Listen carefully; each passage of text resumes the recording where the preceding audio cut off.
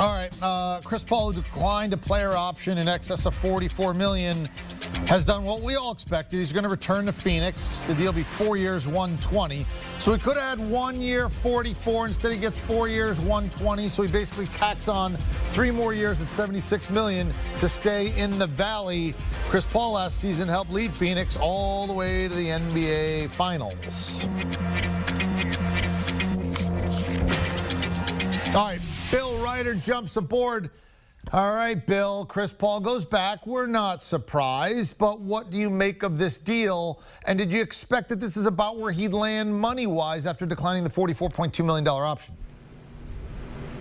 Yeah, Eric, I thought he would make some money. I did not think he would get a 4th year at $120 million. He will be 40 years old in the final year of that contract. So give Chris Paul credit.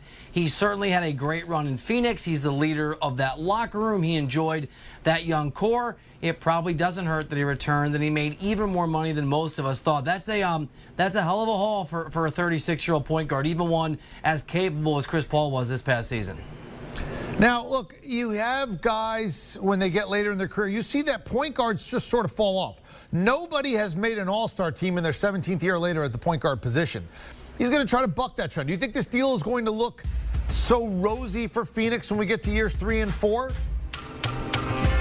Absolutely not in year 4, and it'll be interesting in year 3. You're right, EK. I mean, at his age, he's already pushed the envelope on Father Time in a way that we're not accustomed to. It used to be, and I know the logic of age and athletes has gone out the window from Federer to certainly Tom Brady. I mean, you look across all major sports, there are guys doing things at later ages than they did even 10 years ago. I can't imagine that amount of money is going to be valuable to the Phoenix Suns in terms of what they're paying Chris Paul in year 4, maybe year 3, and they understand that. They know that, they believe, and rightfully so based on the run we saw them just have, that they have a championship window right now, that Chris Paul is critical to that championship window. And while Russell Westbrook going to Lakers certainly cut off one of the avenues that would have seen CB3 leave Phoenix, the Lakers were very desirable to him for a lot of reasons, there's always the risk that a guy like CB3 is going to go somewhere else. Somebody will pay that kind of money. So I think what Phoenix is doing here is they're understanding the next year, maybe 2 years from now, we lock this guy in. We're a top team in the Western Conference.